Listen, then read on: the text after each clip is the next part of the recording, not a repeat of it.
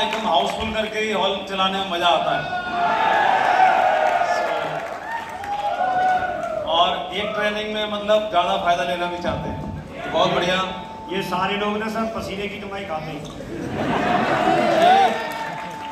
मैं एक बात बोलना चाह रहा था, ये आवाज क्यों आ रही है? विजयपाल जी टीचर हैं, अगर थोड़ी देर और छोड़ देते तो एक वीडियो और ले लेते आप सबका। और जब तक नहीं हटेंगे तक आप सब ढंग से समझा नहीं देंगे दोबारा। तो स्लाइड बढ़िया लगी आप लोगों को?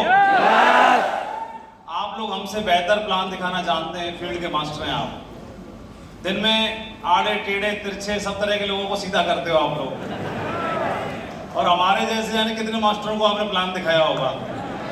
सो आपको बहुत बहुत बधाई। ये प्रेजेंटेशन सिर्फ आपको आज दिखाना था, इसके मास्टर तो आप पहले से हैं ही।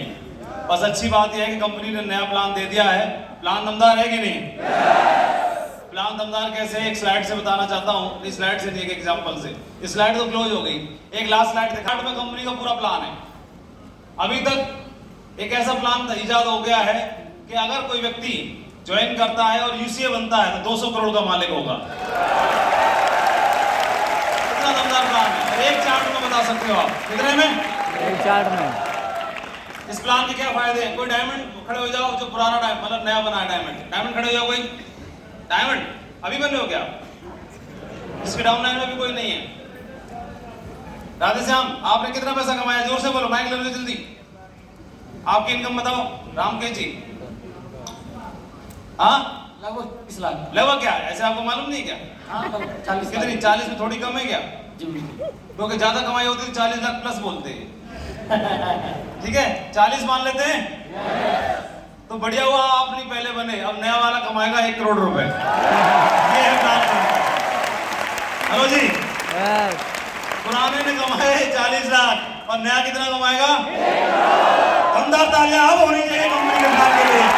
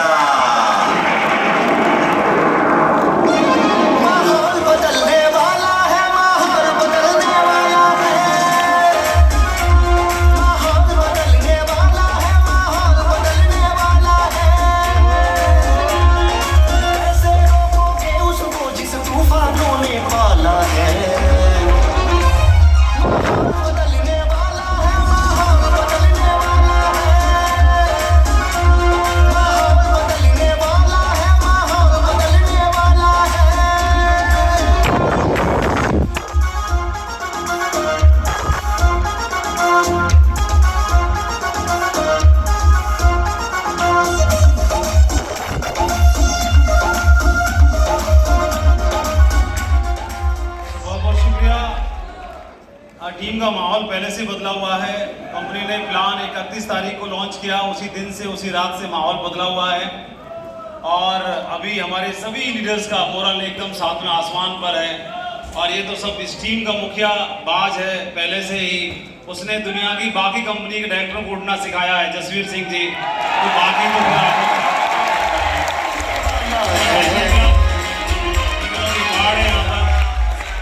सब लोग एक बेहतरीन एग्जाम्पल है इस टीम के लिए। तो कुछ बोलने की आवश्यकता नहीं है, कुछ कंपैरिजन करने की आवश्यकता नहीं है, कुछ भी एग्जाम्पल देने की आवश्यकता नहीं है। ये लीडरशिप प्रूवन है और आप लोग काम करने की प्रेरणा दूसरों लोगों को देते हो। और अब मैं ऐसे से बोलूं कि आपको कोई ट्रेनिंग दूं, मीटिंग दूं, तो मैं सच बता रहा हूँ। विजयपाल जी को पूछ रहा था कि मैं क्या बताऊं, साथ में गाड़ी में आ रहे थे। मैं कल रात से ही सोच रहा था, लैपटॉप लेके बैठा, फिर मैंने लैपटॉप बंद कर दिया, फिर मोबाइल लेके बैठा, मूवी बंद कर दिया। मैं यही सोच रहा, इनको बताऊंगा क्या करना। फिर मैंने सोचा ये वाली बात बताता हूँ, तो बोले इनको तो आती है ये वाली। फिर ये वाली बताता हूँ, ये भी आती है। और ये वाली बताता हूँ, ये तो पहले से ही कर रहे हैं। और बोले जोश में रहो, जोश में तो और एक्स्ट्रा ही रहते हैं। मैं बोलूँ टीम वर्क में काम करना ही पहले से करते हैं। मैं बोलूँ उनको मोटिवेट कर रहना, तो मोटिवेट पहले से रहते हैं। मैं बोलूँ खूब मेहनत करनी है, दमदारी से काम करना, ये बहुत मेहनती है। तो मेरी लीडरशिप भी फेल हो गई। मैं बोला आओ क्या बताऊं, कुछ समझ में नहीं आया। तो लेकिन मैं आके ये बोल दूं कि मेरे को कुछ समझ में नहीं आया, मैं कुछ नहीं बता रहा, जो आप पहले से कर रहे हो करते रहो, तो आप फिर डांट मारोगे हमको। हमको इतने दूर से भगाया वहां से यहाँ तक, जो आप हम जानते वैसा कभी इसको दोबारा से बता दो, है ना? फॉर्मेलिटी सही। तो मैं सिर्फ फॉर्मेलिटी पूरी करूंगा, कोई बात नहीं बताऊंगा, वही वाली बात है जो आप पहले से कर रहे हो, मुझे मालूम है, कोई डाउट नहीं है। आप सबके ऊपर हमें गर्व है, फक्र है, प्राउड है आप ऐसी टीम के साथ काम करते हुए। और मैं यही कहना चाहता हूं कि आप सबको ना चुना गया है। क्या किया गया है? चुना गया है। चुना गया है। तो कुछ न कुछ तो बनाना ही था। आज की मीटिंग थी, मेरा फोटो लगा रखा था, मैं बोले यार आठ टेढ़ी आंख में कुछ टेढ़ी टेढ़ी छाप छुप के ले चलते हैं, जो बढ़िया बढ़िया होगी एक आध कोई समझ लेगा, नहीं होगी तो साइड कर देना, ठीक है। तो चुना गया हमको। और एक्चुअली क्या होता है, हर परिवार में कोई ना कोई ऐसा सदस्य जरूर होता है जो परिवार में चली आ रही, लंबी समय से चली आ रही दिक्कतों को, परेशानियों को, गरीबी को और समस्याओं को जिससे जूझ रहे हैं, उस आर्थिक संकट से निकालने की जिम्मेदारी लेता है। कोई किसी परिवार में कभी न कभी कोई न कोई जरूर आता है और उसको चुना गया होता है। और मुझे ऐसे लगता है कि आप सब लोग वही सदस्य हो जो अपने परिवार में चली आ रही सारी जिम्मेदारियों को उठाते हो और आर्थिक संकट, आर्थिक परेशानी, आर्थिक दिक्कतों का सामना करने के लिए तैयार हो। चाहे एक पीढ़ी की हो, चाहे दो पीढ़ी की हो, चाहे तीन पीढ़ी की हो, तो कल से मिटाने के लिए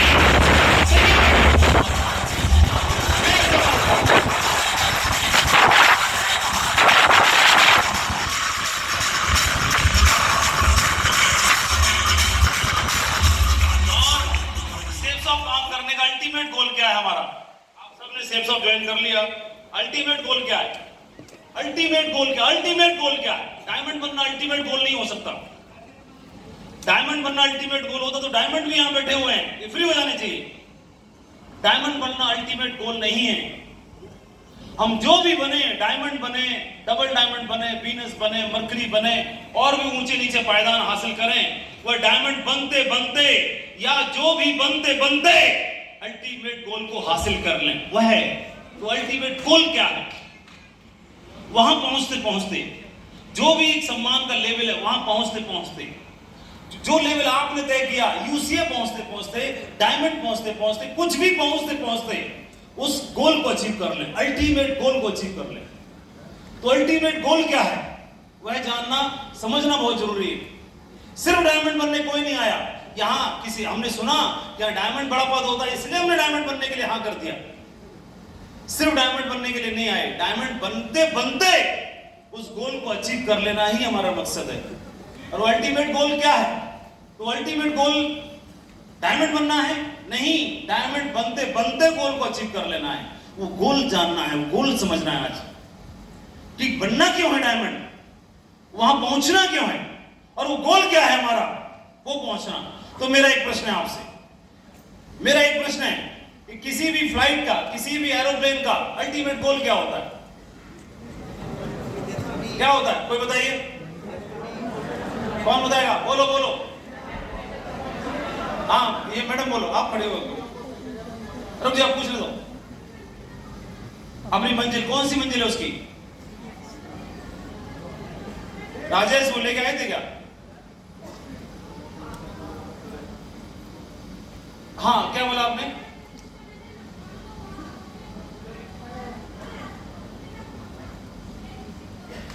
मुझे दोबारा बताइए, मैं थोड़ा कम समझता हूं। फ्लाइट का अल्टीमेट गोल क्या है? दोबारा बोलो, कोई बात नहीं, आराम से बोलो आप। तो मैं ये कहना चाह रही हूँ, जैसे मैंने दिल्ली लखनऊ से दिल्ली मुझे आना है, तो मतलब ये मतलब किसको? पायलट को, फ्लाइट को या पैसेंजर को? मैं फ्लाइट का अल्टीमेट गोल पूछ रहा हूँ। अभी आप पूछो, नहीं उनको बोलने दो, हाँ बोलो, पूरी बात बोलो। गुरुजी मैं ये कहना चाह रही हूँ कि जैसे हमें लखनऊ से यहाँ तक आना है, तो उसका पैसेंजर का मेन वो होता है कि जहाँ के लिए जा रहा है, जो भी मतलब दिल्ली के लिए हमें जाना है, तो सही सलामत उसको वहाँ तक पहुँचाना, वो उसकी रिस्पॉन्सिबिलिटी होती है। किसकी? पैसेंजर की। कोई बात नहीं, हंसने की बात नहीं है। पहली बात तो माए कितना ये काले नाग से कम खतरनाक नहीं है, पहली बार सामने आता है। ऐसे आप हंसो मत, वो बोल सही रही है। और लेकिन हक बक में मैं भी 36 लाख की जगह 36,000 बोल रहा था पहली बार। आप दोबारा बोलो। गुरुजी मैं ये कहना चाह रही हूँ, जैसे मान लो आपने बोला कि उसका मेन गोल क्या है, तो मतलब जैसे किसका?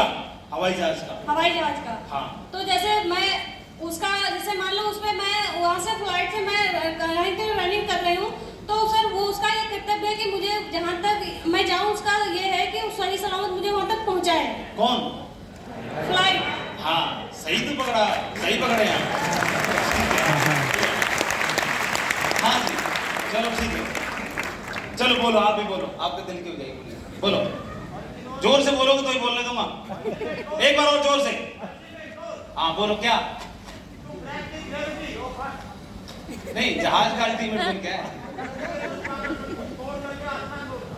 आसमान में तो उड़ गया, फिर गोल अच्छी हो गया, कहाँ है उसकी मंजिल? तो यही तो जानना चाह रहा था, फिलॉसफी वाला रिप्लाई नहीं चाहिए, बोलो सेफ कहाँ पे लैंड करना? सेफ लैंड तो पहले से खड़ा हुआ है, उड़ा ही नहीं और उड़ गया, यही लैंड कर गया, तो पैसे बेकार लेंगे? वही तो जानना चाह रहा था, कौन सी डेस्टिनेशन है? हवाई जहाज क्या है गोल है? चलो ठीक है, प्रयास अच्छा है, चलो बढ़िया, चलो आपके बदले मैं बोलता हूँ, ठीक है? हवाई जहाज जो आप लोग बोलना चाह रहे हो, हवाई जहाज का अल्टीमेट गोल ये है, हवाई जहाज खुद का कोई गोल नहीं है, हवाई जहाज का गोल वही है जो पैसेंजर्स को अपने गोल को अचीव कराना, जो उसके साथ है। अब हवाई जहाज का गोल ये है कि मुनाफा कराना, मुनाफा कमाना। मुनाफा उसे तब मिलेगा कि जब कोई पैसेंजर ने डिसाइड किया दिल्ली टू गोवा ट्रेवल करने का, तो दिल्ली से टेक ऑफ करेगा, तो सबसे पहला तो उसका काम है, प्रोसेस पार्ट शुरू होगा। गोल यही है, गोल ये लैंड करना नहीं है, टेक ऑफ करना नहीं है, और लैंड करना भी नहीं है, यही उड़ा और यही लैंड कर गया, रास्ते में इमरजेंसी में कहीं और लैंड करना पड़ गया, फिर भी पैसे बेकार गए पैसेंजर्स के। उसका अल्टीमेट गोल यही है कि जिनकी टिकट काटी उनको सही सलामत गोवा लैंड कराए, तब तो उसका अल्टीमेट गोल अचीव होता है। अल्टीमेट गोल यही है, सिर्फ डायमंड बनना नहीं है किसी भी लीडर का सिर्फ डायमंड बनने से उसका गोल कभी जीवन में हासिल नहीं हो पाएगा। उसका अल्टीमेट गोल यही है कि वो टेक ऑफ करेगा डायमंड शिप की फ्लाइट के लिए, लेकिन जिस दिन लैंड करेगा अपने खुद के कुछ साथी पैसेंजरों को भी वहां पर लैंड करा देगा। तब तक उसका अंतिम प्रयास बना रहेगा, और जब तक वो ये तो है तपती ज्वालाओं, आग में क्या झोंकेंगे। सक्सेसफुली टेक ऑफ करना भी नहीं है, सक्सेसफुली लैंड करना भी नहीं है, बल्कि successfully landing on final destination as decided. जो डिसाइडेड है पहले से, जो डिसाइडेड है गोवा जाना, तो जो गोवा जाना डिसाइडेड है, बाकी पैसेंजर्स गोवा जाना चाहते हैं तो गोवा लेके जाएगा और वहीं पर लैंड करेगा, तब उनका गोल अचीव होता है। आप ही की तरह बाकियों का भी है, आपकी तरह बाकी लोगों का भी है जो आपके साथ चल रहे हैं डायमंड बनने के लिए, तो डिसाइडेड है डायमंड जाना।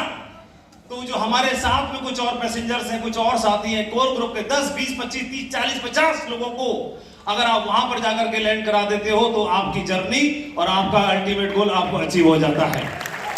और उस अल्टीमेट गोल के बदले फिर जो आप फाइनेंशियली कैपेबल होते हैं, जब वो 100 लोग 150 लोग पैसेंजर वहां पर लैंड करते हैं, तब जहाज का खर्चा निकलता है, तेल का खर्चा निकलता है, एयर होस्टेस का खर्चा निकलता है, और मुनाफा भी होता है। बोलो हाँ कि ना? ऐसे ही वहां तक लैंड कराने के लिए फिर तैयारी क्या करनी पड़ती है? तैयारी ये करनी पड़ती है कि गोवा तक की फ्लाइट के लिए जितने तेल की आवश्यकता होगी उससे ज्यादा फुल करना पड़ेगा, आवश्यकता से ज्यादा। बोलो हाँ कि ना? इमरजेंसी ना हो जाए उसके लिए ऑक्सीजन मास्क की व्यवस्था है, इमरजेंसी पड़े तो उनको क्रू मेंबर्स की आवश्यकता है, उनके खान पान को ध्यान रखने की आवश्यकता है, और कोई दबाव आ जाए, कोई प्रॉब्लम आ जाए तो उसके लिए मेडिकल किट की व्यवस्था है, और कुछ और प्रॉब्लम आ जाए तो पैरासूट की व्यवस्था भी है, और बहुत सारी चीजों की व्यवस्था भी है, इमरजेंसी की व्यवस्था भी करके रखनी पड़ती है, और डबल इंजन का बैकअप करके चलना पड़ता है। एक फ्लॉप हो जाए साला दूसरे को उड़ा देंगे, ये नहीं होगा, लेके हम जाएंगे उनको। और इसके साथ साथ एक सो जाएगा दूसरे पायलट को जगा देंगे, 2 पायलट रखने पड़ते हैं, एक्स्ट्रा बैकअप लेके चलना पड़ता है। दिमाग में ये नहीं कि बीच में क्यों उतारेंगे, सीधे फाइनल डेस्टिनेशन पे उतारेंगे, ये दिमाग में होता है। और जिस दिन आपके दिमाग में भी ये बात है कि मेरा फाइनल डेस्टिनेशन पर मेरे को जाना है, तो आपका फाइनल डेस्टिनेशन पर जाने के लिए आपका अल्टीमेट गोल तभी अचीव होगा अगर डायमंड शिप की फ्लाइट आपके साथियों को भी मिलती है और वो भी सक्सेसफुली लैंड करते हैं। तो इस बिजनेस के माध्यम से आप वो सब कुछ पा सकते हैं जिसके बारे में आपने कल्पना नहीं भी की होगी। और ये सारा बैकअप रहता है, ये सारा, बहुत सारी चीजें मैंने इसमें लिखी भी नहीं, वो सारा बैकअप रहता है। इसका मतलब अगर आप फ्लाइट लेके जाना चाहते हैं, सक्सेसफुली उड़ना चाहते हैं, तो आपको भी वो सारे बैकअप, सारी इमरजेंसी की व्यवस्था, स्ट्रगल की व्यवस्था, चैलेंजेस की व्यवस्था, अप डाउन की व्यवस्था, सारे बैकअप लेके चलने होंगे। बोलो हेलो यस। अभी थोड़ा सा जागरूक होना पड़ेगा। बहुत जोश में तो लोग आते हैं लेकिन बैकअप नहीं होता, तैयारी नहीं होती, मैच्योरिटी नहीं होती, कॉमन सेंस का इस्तेमाल नहीं करते, तो जितनी तेजी से आते हैं उतनी तेजी से निकल भी जाते हैं। नेटवर्क मार्केटिंग बिजनेस के बारे में लोगों का उपहास उड़ाया जाता है सोशल मीडिया पर। ऐसे बोला जाता है कि 3000 की साइकिल पाया, 3 करोड़ की BMW का सपना दिखा के चला गया। ऐसे बोला जाता है कि सिर्फ 1500 रुपए के कमाए और 50,000 रुपए खर्च कर दिए, और बहुत सारी चीजें, क्योंकि उनको ये लगता है कि शायद ये जितनी तेजी से आया है उतनी तेजी से उड़ भी जाएगा, निकल भी जाएगा।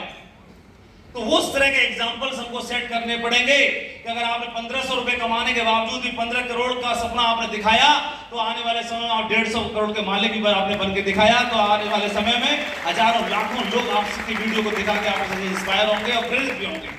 उस तरह की तैयारी करके एग्जाम्पल सेट करने पड़ेंगे। सक्सेस की तैयारी इतनी करनी पड़ती, इतनी ज्यादा प्रैक्टिस करनी पड़ती है सक्सेसफुल होने के लिए कि सफलता को सेंटीमीटर्स तक में मापा जाता है। सफलता को सिर्फ सेंटीमीटर्स में मापा जाता है। सेंटीमीटर से कोई आगे है और सेंटीमीटर से कोई पीछे है। सफलता इतनी क्लोज होती है, कोई भी आदमी डायमंड बनने के बावजूद भी फ्री नहीं हो पाता और कोई भी आदमी डायमंड बनते बनते भी फ्री हो जाता है। सफलता सेंटीमीटर्स में न मापी जाती है। कोई आदमी ने 99 काम किए, एक काम छोड़ दिया, उसी की वजह से चूक जाता है, और कोई आदमी उस एक काम को भी कर लेता है तो बाकी लोगों से ऊपर उठ जाता है। उतनी तैयारी करने की आवश्यकता पड़ेगी अपने को। मार्केट में, इस बिजनेस में मार्केट में कंपटीशन, ओलंपिक में जो तैयारी करने वाले लोग होते हैं उनमें से कई सारे लोगों के हमने इंटरव्यूज पढ़े, सुने, देखे, तो उन्होंने बोला कि मेरा कंपटीशन किसी और से नहीं है, मेरा कंपटीशन सिर्फ मेरे अपने आप से है। सिर्फ उन्होंने हमेशा एक ही बात को बोला। और मैं आपको बोलना चाहता हूं कि आपका कंपटीशन कोई भी दूसरी कंपनी नहीं है, कोई दूसरी कंपनी का प्लान नहीं है। आपका कंपटीशन, सबसे बड़ा कोई कंपटीटर है तो आप खुद हो। अगर जिस दिन आपने अपने आप को हराना और अपने आप को जिताना शुरू कर दिया, इस इंडस्ट्री के आप राजा कहलाएंगे। इस बात की तैयारी करनी पड़ेगी। तैयार है हम लोग?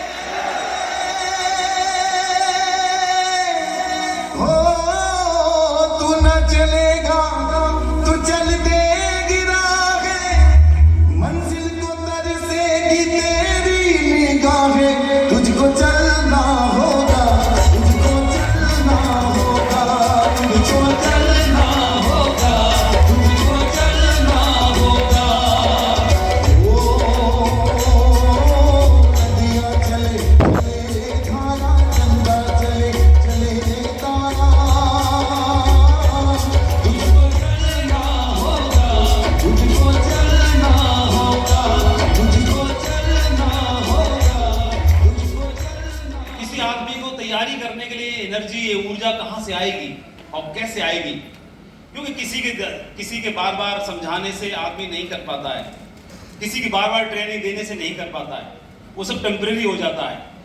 तो अब इतनी गर्मी में भी आप यहाँ नीचे भी बैठे हैं, कुर्सी भी नहीं मिली, और मतलब ससुराल में आदमी जाए तो एसी को भी बोलते हैं पुराना हो गया है क्या, ढंग का नहीं चल रहा, साले के 3 बार क्लास लगा देते। क्यों रे भाई, तेरे को मारना था तो काय को बुलाया है? ठीक है, वो उसका ना पसीना छोड़ा देते, ढंग की क्लास लगा देते उसकी साले की, तो बोले तेरे को इसीलिए साला कहते हैं हम, तो उसको बहुत फटकार लगा देते। लेकिन यहाँ सब कोई किसी से कंप्लेंट नहीं कर रहा, ठीक है? तो ये चीज समझाने से नहीं आती। तो ये चीज की प्रेरणा कहां से मिलती है? तो 2 चीजें, अगर कारण पता चल जाए, किसी को करने के पीछे कारण पता चल जाए और ये पता चल जाए, उसे विजन भी हो जाए, तो 2 चीजें आदमी को बहुत लंबा दूर तक ले जाती है। बिजनेस को करने के लिए मुझे ऐसे लगता है कि पहला चाहिए मोटिवेशन। मोटिवेशन ये वाला नाच गाने कूदने वाला भी अंदर से आता है, लेकिन वो जो रियल मोटिवेशन मिल जाता है फिर आदमी झूमता रहता है। वो रियल मोटिवेशन कहां से मिलेगा? और दूसरा है एजुकेशन। दो चीजें हमें तैयार करेंगी इस बिजनेस के लिए, लंबी पारी खेलने के लिए, बहुत बड़ी पारी खेलने के लिए, एक लंबी पारी खेलने के लिए, इस बिजनेस में अल्टीमेट गोल अचीव करने के लिए। तो दो चीजें जो बहुत ज्यादा मायने रखती हैं, पहला मोटिवेशन और दूसरा एजुकेशन। इसीलिए ट्रेनिंग में आपको बताया जाता है कि 90% एक्साइटमेंट चाहिए सफल होने के लिए। तो पहला मोटिवेशन। अगर इस बिजनेस की ताकत को, पावर को समझ लेते हैं, इस बिजनेस को करने से पावर को समझ लेते हैं कि करने से हम कहां पहुंचने वाले हैं, फिर कोई आदमी कितनी भी कैलकुलेशन आपको समझा दे वो आपको नेगेटिव नहीं कर पाएगा, अगर आप समझ के करते हैं, इस इंडस्ट्री की पावर को समझ के करते हैं। और दूसरा रीजन, पहला रीजन आपको कारण और दूसरा विजन, तो दोनों चीजें समझ से आएंगी। एक तो आपको मोटिवेशन मिलेगा आपके कारण से कि बिजनेस को करना क्यों है और ऐसा क्या कारण है कि सिर्फ सबको ही करना है।